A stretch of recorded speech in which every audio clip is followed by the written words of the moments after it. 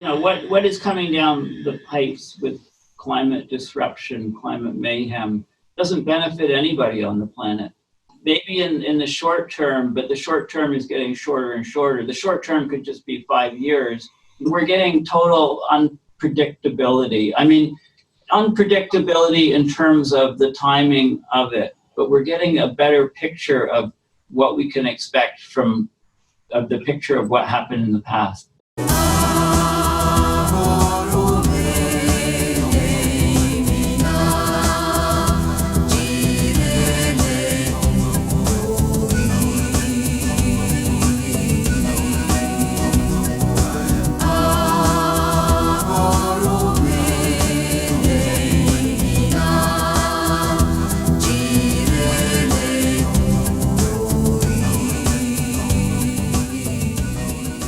Okay, Paul, thank you for joining me today.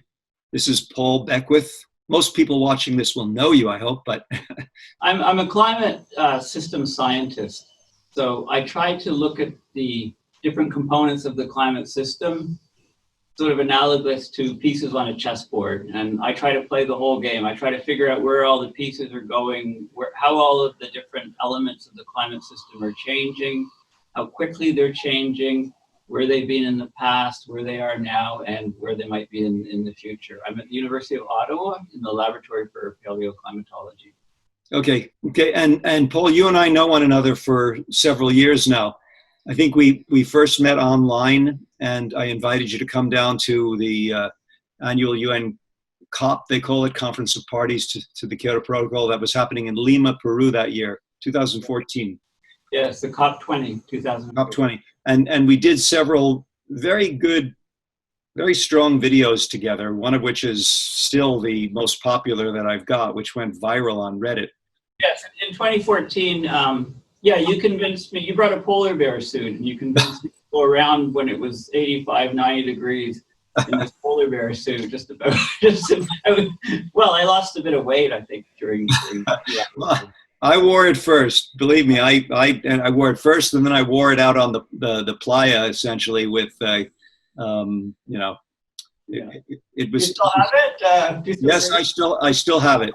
Probably should do one of these conversations with the polar bear suit, but that's a penguin suit as well. Yeah.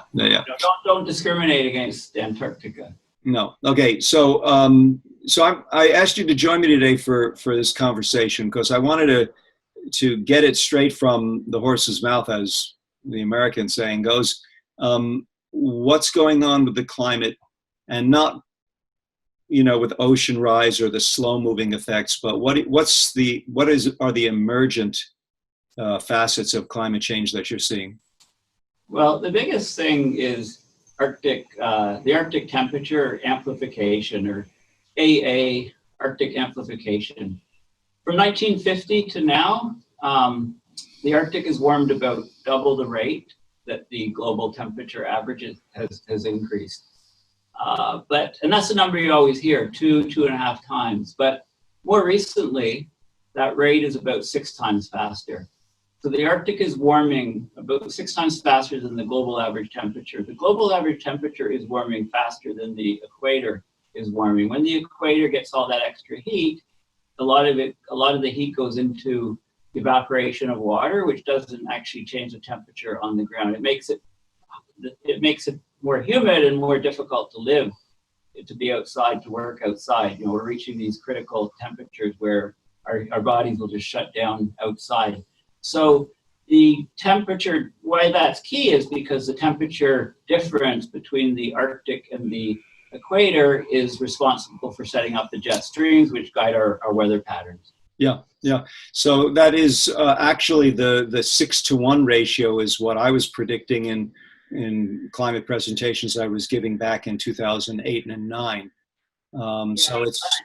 I've been saying 5 to 8 times for many years. That 2 times number from mainstream science, from the media, is very misleading, actually. Yes, and in fact, as you and I both know, mainstream media and scientists who are really forced by the occupation, the rules of the occupation, to be conservative in their projections, have been giving a misleading impression to people, to humanity, as to what's going on and how fast it's happening. And it's a joke within the climate community to which you and I belong that things are always going faster than are predicted. The IPCC report is arguably laughably 20 years behind the time. Yeah. I mean, just Google climate change faster than expected. You find loads and loads of pages. Google climate change as expected or slower than expected, and you find nothing. So clearly the scientific view on the rate of climate change is completely biased to being, almost ridiculous, almost a joke. I mean, it's it wasn't so serious a problem. I would say, it's almost laughable. Yeah. They're always trying to chase a moving target, and that target is moving faster and faster. And they're just, a lot of it is to do with the idea of exponential change. I love your image there. They're always chasing a moving target, because most of us know that chasing a moving target, whether it's throwing a rock at something or a snowball, or God forbid something stronger like trying to shoot at something that's moving or running in the movies, it's very difficult to hit difficult to hit. And if the thing that is moving is not moving at a constant speed, but it's accelerating, then it's forget about it. A difficult problem. Forget about it. Then you're always going to hit where it was or where you think it's going to be. But we perceive in linear terms. We don't perceive in exponential terms. Yes. So what we really need is the scientific community to say, okay, here's what the observations are showing about climate change, the rate of climate change, the change in the Arctic, the change in extreme weather events, the change in the jet stream. This is what the data is showing right now, and here's what here's what our level of understanding is. Here's what our models say. There's obviously a big gap there. You always trust the observations. The models have to be tweaked and adjusted with more information, more data, better analysis to actually depict reality. And I also feel that should be augmented, that scientists should get in the habit of presenting off the record, or not off the record, but presenting their personal views and identify it. That my personal view is that we are headed for, so that they are not risking their reputation. They're stating clearly that this is not a calculated projection on the data. This is my gut feel. Yes, exactly. I think, so anybody interviewing a scientist can get the information on their work, because most scientists love to talk about their own work, but they're reticent to talk about other people's work or the overall system, how all the pieces are fitting together. So that's when you get them and say, okay, you've told me everything as a scientist. Now, as a person, looking out the window at the changes that are occurring on our planet, let's talk about those sort of feelings that you have, or gut feelings or views of, are we, where are we heading? Where are we right now? Where are we heading? Because, and bring up the, climate is always happening faster than expected. So the expectations clearly need to change. You mean climate change, not climate per se? Climate change is happening. Yes, the climate is changing faster than expected, much, much faster, and it's accelerating. We need better tools to determine, to figure out what's going on. And again, it gets back to the idea of the exponential function. I heard a very good analogy. Let's say you're in an office and there's a water cooler on the other side of the room, and you take steps, linear steps to the water cooler. Okay, you arrive there. Now, let's say those steps are exponential. So the distance that you go in the second step is double the distance in the first step, and then double it again for the third step, and so on. To get to the water, instead of getting the water cooler, you go around the earth more than once. Basically, the exponential function. So it's hard for people to wrap their very mind. Very hard. Everything about climate change is exponential. Everything everything about what humanity is doing on the planet, almost everything, is exponential because our numbers are growing exponentially. Our appetites are being magnified exponentially. So, I'd like to move along. One thing that you said clued me into one of the paths that I wanted to follow today. And as you know, I publish my email address in the clear, and by and large, I don't get negativity coming to me. I have not had any deniers take the time to really to tie into me with any abuse. Thank God. But I did get one email recently from someone who was trying to respectfully convince me that we're on our way to a new ice age. So this is one of the, I'll call it urban legends that's passed around. And I think I sent you the fellow's email, but I wanted you to respond today, if you would, just a few moments to why that is not occurring, and perhaps speculate on why you see so many people thinking or commenting that, oh, that's not true, we're on our way to an ice age, not warming. Yes, well, there are these Milankovitch cycles, which are long period cycles of how the geometry of the Earth rotating around the sun changes. So the shape of the orbit, it's not circular, it's slightly elliptical. And the tilt of the Earth is very important, and that changes in a cycle between about 21 and 29 degrees, and we're at 26.5. So that's over. And then there's another cycle of the Earth is rotating on an axis, and that axis is processing like a top.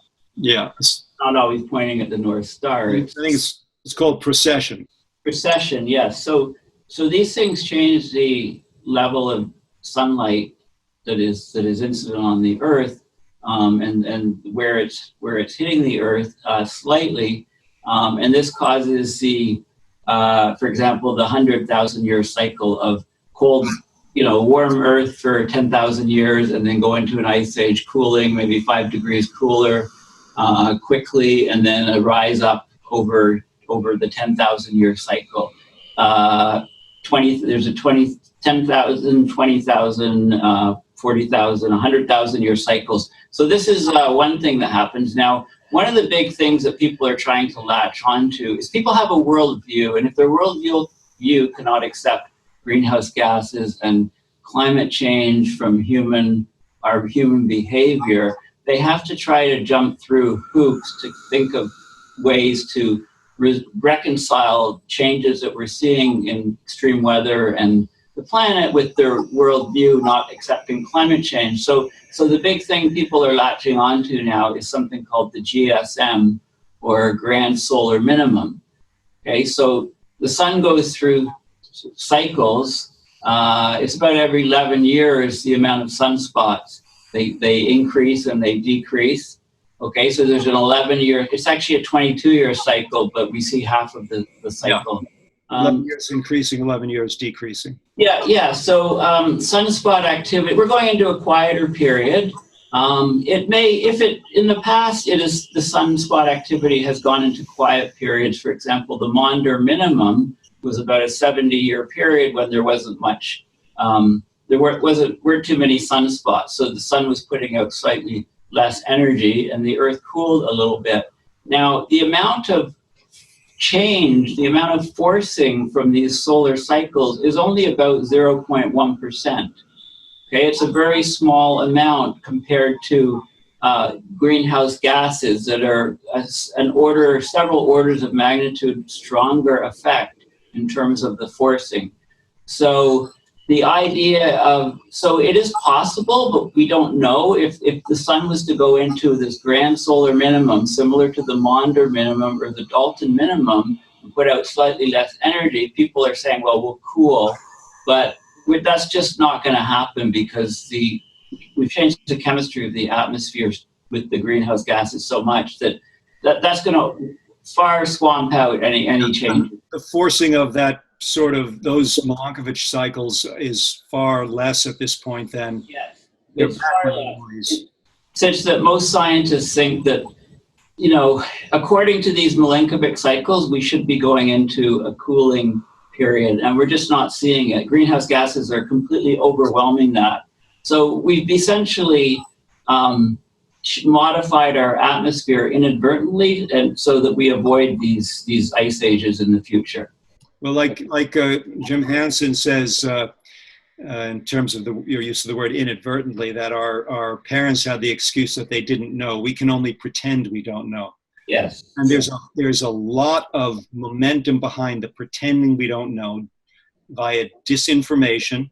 And the source of that disinformation, if you famously follow the money, Yes. that old meme from the Nixon era, Yes. if you follow the money, then the money for disinformation is coming from the fossil fuel industry primarily, but also, I believe, in general, from the banks and business community who want consumer confidence to be high, and anticipating climate change and food shortages and disappearing coastlines and interruptions in tourism is not the kind of thing that will keep consumers buying and going. So anyhow, I as you know, I insert that perspective as often as I can, because people really, I believe, need to get that we are not being told the truth, and in many cases being lied to. Anyhow, thanks for tackling that question of the grand solar minimum and the the claims, the evasive claims that we should be going into an ice age, not global warming. We handled that one. So if you want to get more derogatory email from deniers and people with alternate views of reality, then yeah, if you harp on that point for a little bit and try to fit it into your videos, etc., then they'll find you very soon. I can guarantee you. That's okay. I'm not worried. Okay, moving right along. So, is there anything else that is top of your mind in terms of the effects we're seeing now that are most urgent? And then we'll move to our topic 2. Well, I've been doing several videos recently on the state-of-the-art mainstream science, their views on connecting this Arctic temperature amplification to midstream extreme weather events. So, we see the frequency, severity, and duration of extreme weather events ramping up extremely fast in mid-latitudes, where most of the people on the planet live in the northern hemisphere and they live in the mid-latitudes. So we're experiencing, crazy weather whiplashing. There'll be floods one year and drought another year, back to floods. And this, cities are being devastated by torrential rain events, flooding out. So one of the things is this. So there was a report that just came out in March of 2018, which sort of is like a review paper, if you like, of the present state of knowledge. And it still amazes me, it's the understanding is getting better, but it's still a long way from where it really needs to be to address, to understand how the climate system is changing. So one thing is it doesn't tie in what's happening with the Arctic amplification to Greenland, for example. What's, the melt on Greenland, the calving on Greenland, which is Calving, you mean the breaking off of breaking off of ice, which is very important. Which is the melt rates are doubling on Greenland and in the Antarctica roughly every 5 to 10 years. Hansen was saying it's about 7 years. So Greenland is getting darker. It's shedding more ice. And that's having a bigger and bigger impact on sea level rise. Also, it brushes over and doesn't talk about the permafrost in the Arctic, the melting permafrost, the methane hydrates, for example, in Siberia and on the seafloor, and the threat that those have to feed back into the climate system and make things, basically, we haven't seen anything yet. If methane starts coming off in larger amounts than it is, then, we're going to be, we're getting very close to an Arctic without sea ice at the end of the summer. And then when that happens, the rate of Arctic warming is going to accelerate at least an order of magnitude over anything we've seen.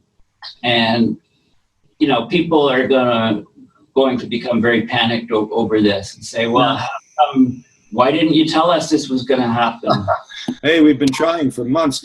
Let me go back to one technical point to try to reduce it to common terms. You've said a couple of times order of magnitude or orders of magnitude. An order of magnitude means 10 times as much. And the way we're familiar with order of magnitude in the common media is that the difference between a category 3, a category 4, and a category 5 hurricane is an order of magnitude, 10 times as much. Now, it's not the wind speed. I think it's the total volume of wind or the total energy that they're measuring by that cyclonic activity. So it's not 10 times as fast, but it's 10 times as powerful. Fast, but the energy is about 10 times. The energy, the ability to cause damage is about 10 times. Yeah, I wanted to mention also, this is kind of way out in left field and deserves a whole conversation on its own. I'll have to get in touch with the scientist who's leading that research. But his claim, and I'm forgetting his name now, British. Mcguire. I'm sorry? Bill Mcguire. Bill Mcguire, yes, thank you. That Bill Mcguire researches the correlation between climate change and the increase in seismic activity, earthquakes, and volcanicity, volcanoes. And his causal connection, if you need why would climate change affect earthquakes, is because we're redistributing the weighting that's on the thin crust of the planet Earth. If you think of the crust of Earth as the as a thin layer of broken sediment on the surface of your coffee cup when the cream cools down. So if you think of the Greenland ice sheet, the Himalayan ice sheet, the Antarctic ice sheet, and then not the polar ice sheet, because that sits on water, but those three, Greenland, Antarctica, and the Himalayas, and the water there is melting and redistributing in a thin layer. I compare it to spandex. In all of the oceans of Earth, you can see that the stresses on the crust of Earth are being moved around. Yeah. And whereas at one point back in 2008-9, when I brought that correlation or that body of Bill Mcguire's work to the attention of people at the UN that I was dealing with, they rolled their eyes, but it's getting much more credibility now. Yeah, yes, it is. I mean, it's basic physics. The density of water is 1 gram per milliliter, right? Ice is lighter, it's 0.9. So ice floats, of course, on water. The land is mostly granite, and it's 2.7 is the density, and the ocean floor is 3, and that makes sense. The ocean floor is heavier, that's why it's the ocean floor, and the land is riding on top of, the continents are riding up atop. Yeah. So the point is when you have ice on the land, the density of the ice is about 1/3 that of the land. So if you have 3 kilometers of ice that forms over a long period of time and sits on top of Antarctica, for example, then over time it pushes the land down 1 kilometer. So 3 kilometers of ice will push the land down 1 kilometer. 1 kilometer thickness of ice would push the land down 1/3 of a kilometer. So as that ice is melting, the water is running off, the weight is less, the land is rising up.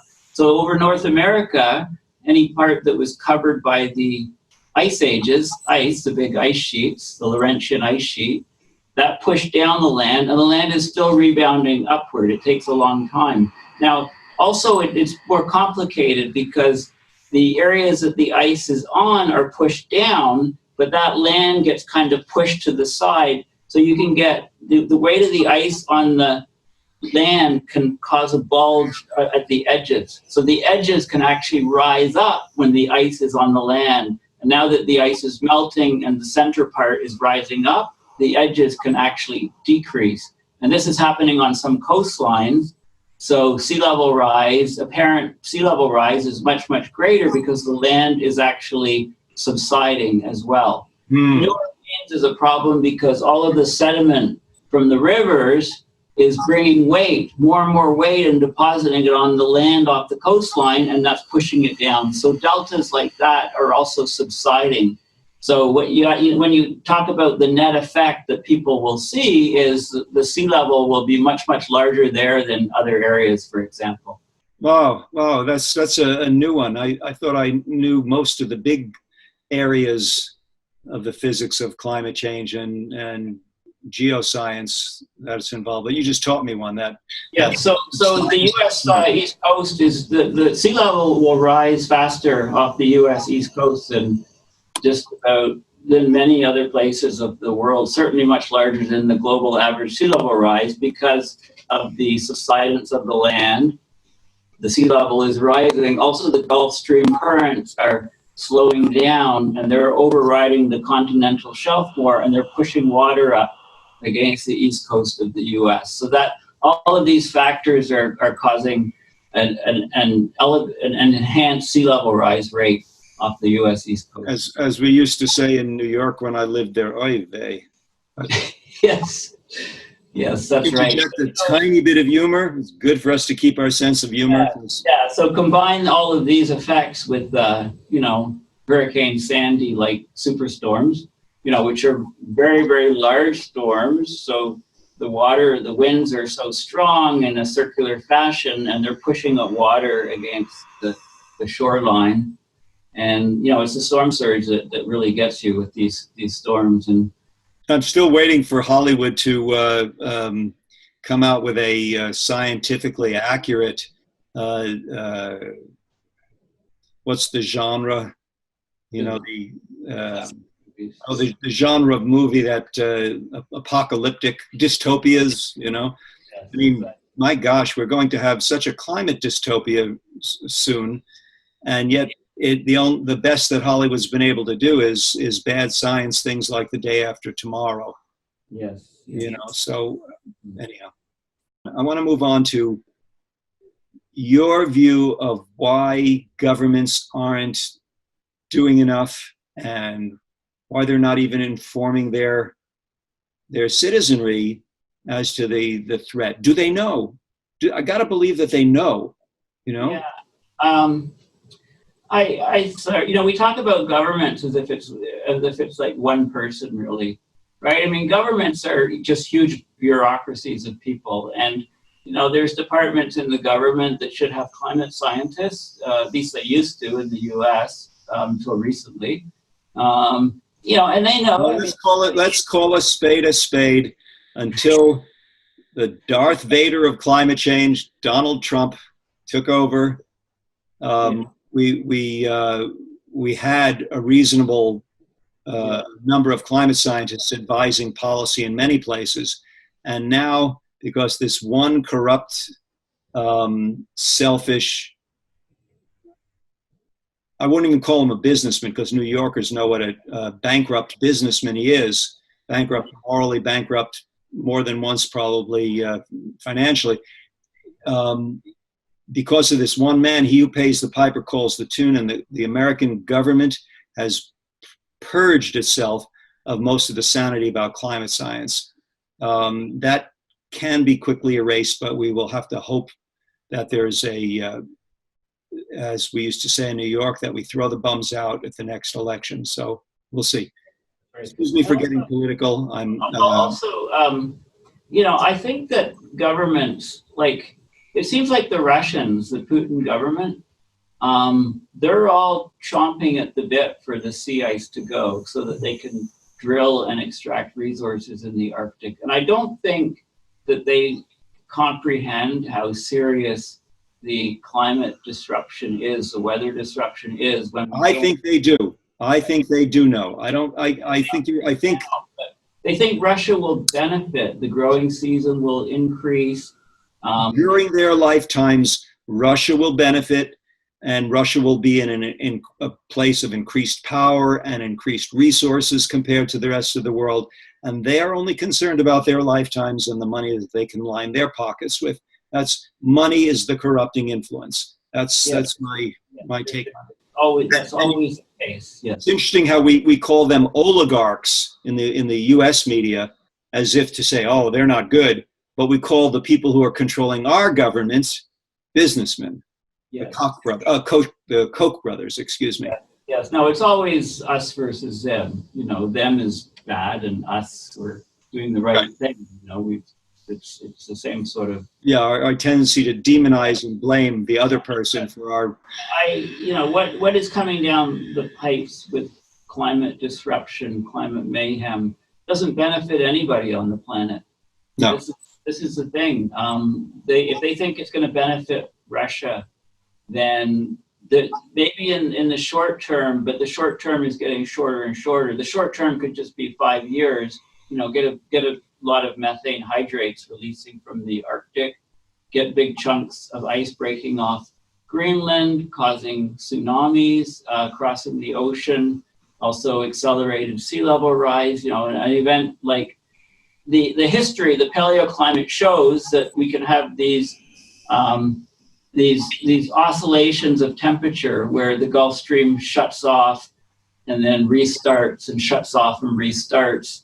And you get these ice rafting across the Arctic, these Heinrich events where so much ice is shed from Greenland that it would cross the ocean and cause a temporary cooling and disrupt the ocean currents, and then can restart. Like we're getting total unpredictability. I mean, unpredictability in terms of the timing of it, but we're getting a better picture of what we can expect from the picture of what happened in the past. It's like the paleoclimatology. Yeah. What happened in the past? Are we going to get a repeat of that? Are the conditions the same? Because right now, I mean, the Arctic is warming so much. There's all of these feedback effects. And one of the biggest feedback effects, the initiation is because the Arctic is getting darker. And it's absorbing more solar energy, and it's getting darker because we're getting rid of the ice is bright white, reflects a lot of sunlight. The snow on the land is white, reflects a lot of sunlight. We're losing the snow, and we're coloring the snow gray to black with what's called black carbon, a major black carbon. So the jet streams are disrupted, and the jet streams become much wavier. And those ridges of the jet stream are going right up into the Arctic in the middle of the winter, causing the temperatures to be above zero. And the troughs are going right down and getting stuck over North America, for example, causing all of the climate deniers to say we're going into a grand solar minimum. Mm-hmm. If you show them a map of the temperature on the planet, how that has changed, the only blue spot where it's colder is over the U.S. and parts of Northern Europe. Everything else is warming like crazy. So, I think one of the problems we've got, and God knows we have a problem here, Houston, is that people in the last few decades have not been raised and educated as systems thinkers. Yes. So they don't look at the big picture. They don't consider interactions. It's kind of we live in the age of the 30-second soundbite where you have to reduce it to something that people can get. Whether it's true or not is a separate question, but they have to be able to wrap their heads around it quickly with a few words. Yes, and this is a systematic problem of society. Our universities, for example. To excel in universities, people need to become more and more specialized in a narrower and narrower field, so that they become hyper specialized, and then they can advance that narrow field, but they don't there's a penalty for that, and that's losing sight of the big picture. Yeah. That's losing sight of how the pieces connect. I mean, people are trained to be one chess piece, right? They're not trained to play the whole game and see how all the pieces interact. You know, how you join the dots, and how changes in one side of the chessboard or planet will affect changes on other sides, and so on. Yeah, we call that being a one-trick pony, but that's a bit of an exaggeration. Yeah, that's the idea. And it's not just universities that are like that, corporations are like that. You know, we were much, we used to be all generalists, right? When we were hunters and gatherers, right? You know, everybody had to be concerned about the lion in the bush. You didn't have a job role where you didn't have to be concerned about that. You know, now you have the guard, you know, we became so specialized, you know, everybody's got a different role, and there's the role, you know, there's the warrior class, right? Which are so to come back to the central thread here, so, because we're attempting to explore the huge territory of why society and governments are not getting it. And there's a certain amount of feedback there, but I want to insert psychology in this, right? Psychology, yeah. I want to insert my perspective here, which I do as often as I possibly can. That's the difference between what we do, which is a conversation, and what a lot of other people do, which is an interview. An interviewer does not insert their own opinion, and I feel very free to insert my opinion. And so, in order to keep our current growth economic system growing, we have to hide from people the seriousness of the not just the climate impacts, but the various ecological impacts that humanity is having, because God forbid people should understand that buying more of this or that, or spraying more of chemicals on your crops or on your lawn is having a negative effect. God forbid people should know that. Our economic system is holding humanity hostage. I want to interject this here before I forget. I want to thank you for introducing me to a group and a movement called the Scientists Warning to Humanity. I have not carbon copied you on all my back and forth with them, but I'm actually working with them now to try to project the broader family of dimensions, scales, effects, influences that humanity's having on Earth, almost all of which are going south, are heading to in a bad direction. The only one of which they characterize as having improved in recent years is the ozone depletion. We've actually kind of got on top of that. Of course, the Trump administration is backing out of, I believe, the recent additions to the Montreal Protocol, which have put another category of ozone depleting chemicals, the hydrofluorocarbons, have been added to Montreal protocols because they are extremely powerful in depleting ozone. And the Trump administration is saying it's bad for business. My God, bad for business. Don't you think killing off a few 100 million people in the United States was going to be bad for business? Mm-hmm. I'm sorry. Okay. Yeah. So no, it's just I mean, the big thing that's hit the news recently is the die-off of insects. Yes. People have been concerned about honeybees, right? And yeah.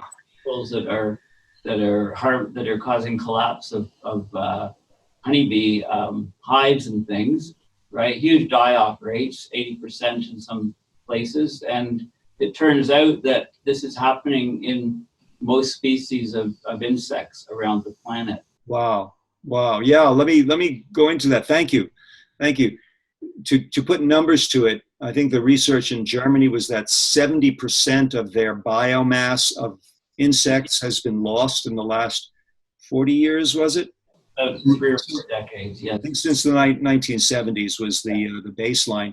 They've had studies with volunteers going out to all these different sites and measuring the, with little nets set up, and, they're systematically doing measurements widespread. And it's not just in Germany. We've seen a huge decline of songbirds in the UK, for example. Yeah. What do they eat? The insects. Yeah, when insects go, everything that depends upon them. Humans depend upon insects, believe it or not. Yes, exactly. So, even those creepy crawlers, they recycle. So next time you have a mosquito land on you, just let it do its thing. No. Don't go and squash it. No, that brings me to another one. There was a recent flurry of interest radio programs I found in the last couple of weeks about the extreme upsurgence of 3 disease vectors in the United States: flea-borne diseases, tick-borne diseases, and mosquito-borne diseases. And they're affecting the United States differently geographically. I think, there's West Nile was more prevalent in the Western United States. That's West Nile is a mosquito-borne disease. Lyme disease is running rampant in the eastern to midsection of the United States. And that's borne by deer ticks, and deers are all over the place. And the tick populations and flea and mosquito populations are not being killed back by extremer temperatures in winter. The temperatures are milder. And then last of all is the tick-borne diseases. And I'm trying to remember the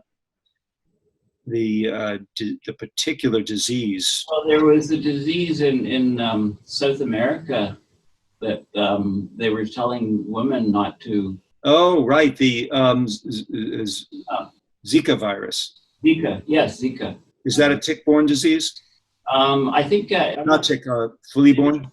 Mosquitoes, I'm not sure. Mosquito, yeah, mosquito. Anyhow, so those 3 vectors, as has been predicted way back, long time ago in 2007, when An Inconvenient Truth, we don't give enough credit to that movie, when An Inconvenient Truth talked about the increasing incidence that we can expect of vectors bearing diseases. It's happening, guys. Yeah, and don't forget the vectors that are taking out trees as well. Yeah, right. And the emerald ash borer. These insects would have been killed off in cold winters. Yeah. Those cold winters haven't been severe enough to kill them off. I mean, so just say, when the winter is really cold, just be thankful. The trees are going to have a better chance. Yeah. Let's move to the third section briefly. Sure. The third thing I wanted to cover today, and we'll probably return to these future conversations, is what people should be doing. Okay, now we'll skip over what nations should be doing, because they should be taking it more seriously and alerting their populations what's going on. That's a good general synthesis, but what people should be doing is more subtle, because there's the level of what can I do to stop or slow climate change, which is called mitigation. And then there's the what should I be doing to protect myself and my family for the future, which is called adaptation, roughly speaking. Survival, if you want to get down to it, if things get really off the charts very quickly, as some people are quite afraid. So give me a thumbnail of what you think people should be doing. Well, I think what humanity, like you're talking about what individuals should do. Individuals, what individuals and groups? Before I say that, I think what society needs to do is think about, I call it climate restoration, or what can we do to restore a stable climate? What can we do to restore a healthy climate so that there's intergenerational equity? Like our grandkids, our kids and our grandkids, don't they have a human right to enjoy the same environment that we enjoyed as children and that our parents enjoyed. So I'm just talking about the idea or the goal. We won't talk about the methods to get there, but we need goals that are much better than what the IPCC has put out there. The IPCC, the best scenario, they have these representative concentration pathways, and the best case is RCP 2.6, and that involves warming beyond what we have and disruption. And we know with the warming we have, it's causing huge problems. So what they need to have an RCP 0.0 scenario, right? And if you don't have lofty goals, then you don't know what you're aiming for, really. Okay. So I'm going to push that one aside because anyway, that's what I think society should do. But what individuals should do. No, let me say a comment before I leave it. But I'm pushing that one aside because, as we used to say in New York, that ain't gonna happen, and it ain't gonna happen because nations have to get it. So yeah, people have to get it despite nations and despite the garbage that's peddled by some of the mainstream media and the dumbed down news that's peddled by most of the mainstream media. So how are people how should they be responding now? How should they be responding in those two areas of what can they do to try to change things, if that's at all worthwhile anymore, and what can they do to protect themselves? Okay, well, I think the first step is, and I've been saying it for a while, we're in a climate change emergency. So people, I think, need to sit back and look at the evidence, or, for yourself, and say, everything is changing so fast. We're in a lot of trouble. Things are very, very going downhill all over the planet. So that's the first step. And knowledge is power. Knowledge is power. People should arm themselves with knowledge. People need to pass the knowledge that we're in a very, very grave and dire situation. Share that knowledge. Yes. Yeah. Like, forget about the PR. Oh, you can't tell people how bad it is because they're gonna be paralyzed or not be able to do anything. I mean, we lived through the Cold War under the threat of nuclear annihilation, and we carried on with our lives, and luckily we didn't experience the huge fireworks shows that were possible that would have ended life on Earth with nuclear arsenals. But you can't, if you don't recognize how serious a problem is, how can you possibly do the right things, do what's required to step back off the precipice of that problem? And to people who I've come across who tell me, I keep trying, but my family, my friends, they say, oh, that's, don't be so down, don't be so, I read about that. Yeah. It's a small personal price to pay to be that some people call me Dr. Dyer, to be that dire person, that Cassandra, shall we say, because as things get bad, people will look to you as, oh, you were right. What's next? What can we expect next? So you're going to have to people who find themselves in that role, the greatest service they can give to current and future humanity is to take the heat of being mixed metaphor there, to take the heat of being that a little bit that doomsayer or that dire sayer. But see, you don't have to be that doomsday. You can say how bad it is right now, and it's going to get a lot worse in the direction we're heading, but there are a lot of people, there's more and more people that are becoming aware of how dire the situation is. There's more and more people that are trying to look for solutions, like things that we can do to head us off that precipice. And a lot of those things fit under what I was trying to say about, climate restoration. The idea that, let's have some positive goals. Let's recognize, let's not sugarcoat anything, hide anything. Let's talk about the issues of where we're heading and what can we possibly do to step back from the precipice. The problem is you have a lot of people that deny the problem completely, deny climate change completely, and then suddenly these people, I can guarantee you, there'll probably be a day when they say, "Holy smokes, we're finished. That's it. There's no chance. We can't do anything." Right? They'll tip over. It's just all or nothing thinking. Nothing's the problem. Everything's the problem. We can't do anything. It's like there's no gray area in between. Again, that's that tendency in society to want simple explanations, and if it's not, oh, things are going to get better or things are not so bad, then it's, oh, all is lost. Well, let's go back and party. Yes, exactly. And there's also people that are, their faith is completely in technology, right? They think that we'll get technologies that will address the problem. And I would argue, okay, we might, but so let's put the military budget of the US for 1 year to address to getting these technologies to suck CO2 out of the atmosphere. Yep. Restoring a healthy climate.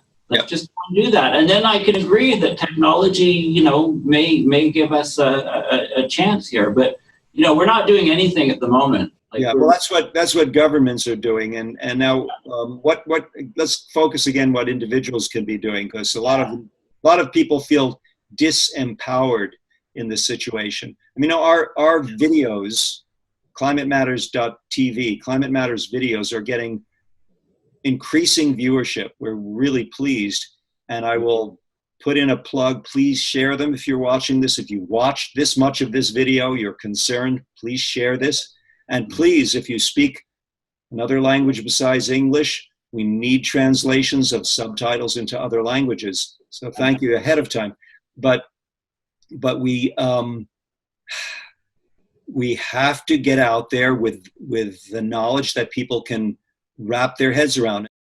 Yeah, I mean, there's things, there's practical things that people can do.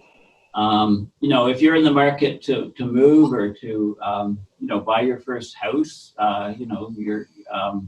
or downsize, just look at the location of where, if you're thinking of buying a place, how resilient would this place be to high winds, for example? How, is it in a city, or is it in an area that's sort of like a lowland next to a river or something? Is it going to be subject to flooding?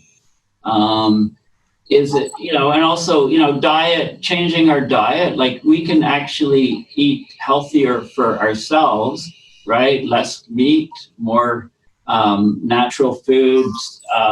And that is great for improving our own personal health. It's also great for improving the health of our climate. I mean, there's so many things that an individual can do, at your workplace, the people you associate with, if your workplace, how will your workplace fare, for example, if the power's out for a few days or something? And if you don't think it will fare very well, you could set up a committee and talk about, okay, let's set up something within where you work on how to make the company more resilient to unexpected things. And these unexpected things like power outages or floods or high winds, how can we keep saying they're unexpected? I mean, that's the thing, right? They're not unexpected. I mean, just in Ottawa in the last few weeks, I mean, we had very, very warm days. It was almost like a summer day. That was after it was almost freezing the day before. We had extremely high winds. We had some hail, a hailstorm. Like we had all of these different things. And last year, the rivers had record flooding, and people all along the river were flooded out, and they're getting insurance money. And the insurance companies people are actually wanting to elevate their houses. If you live on a river and you're rebuilding your house because it was flooded, just jack up the whole house 8 feet or something from where it is, right? If you want to renovate your house, jack it up 8 feet and then have like storage and stuff underneath. You're not going to worry about flooding. So just the thinking has to change. These 1 in 100-year events or 1 in 500-year events that happen every 5 or 10 years now, they're not expected. Expect them to happen. Yeah. Stop, Yeah. like That's accept the reality of the changes and what can we do about it. very good message. I like your message about as I frame it, eating lower on the food chain. Humanity can reduce its ecological footprint greatly by, going back to when meat was a part of a meal and not the main part of the meal, not big steak with a little scoop of rice on the side or from French fries, and that is, to use a pun, that is a sacred cow. You don't want to tell people ordinarily about to eat differently than they do, but I don't go around telling people go vegan, because there are some people who will accept that message and they're already moving in that direction. So I want to go for the people who they want to have their steak and say, yeah, have your steak, just have a smaller steak. And have it have it once a month instead of every couple of weeks, and you'll enjoy it more. And if you're going to be a meat eater, go for the grass-fed, because they say that ruminants, which cows are ruminants that are raised as they were evolved to be raised, as they co-evolved with the earth and are actually grazers on plains, they protect the plains. They prevent desertification. Anyhow, Okay. you got any parting thoughts, or shall we wrap it up and send it? People know their own skill sets, right? So just try to enlarge and use your strengths, right? Don't just try to reinvent the wheel, and you can run off and become an environmentalist and completely change your life. But you can think you could do that, and I wouldn't recommend doing that necessarily. Just figure out how you can bring some of these ideas and thoughts into your own life to influence and let people know around you of what's happening with our climate crisis, and talk about becoming more resilient from those big storms that are coming more and more often. And you don't even have to talk about climate change. You can just talk about why all these storms getting a lot worse. Gee, what's going to happen with what's happening with the grain prices? What are we going to eat if there's massive, flooding in all of the fields of the main grain belts or something? Get your hands dirty and learn to grow vegetables in your backyard. Yes. On your balcony. Yeah. Before we go, Paul, I want to give the hats off to you and your work over the years. And your videos are contained at paulbeckwith.net. Yes, that's correct. Okay, we'll put that in our lower third so people can get that, and I think people would do well to see what you've got, and hopefully they'll see more of you here on my channel. Okay, great. Thank you. It's been great talking. Yeah, it was a very good one today. Very, very animated. Thank you very much, Paul.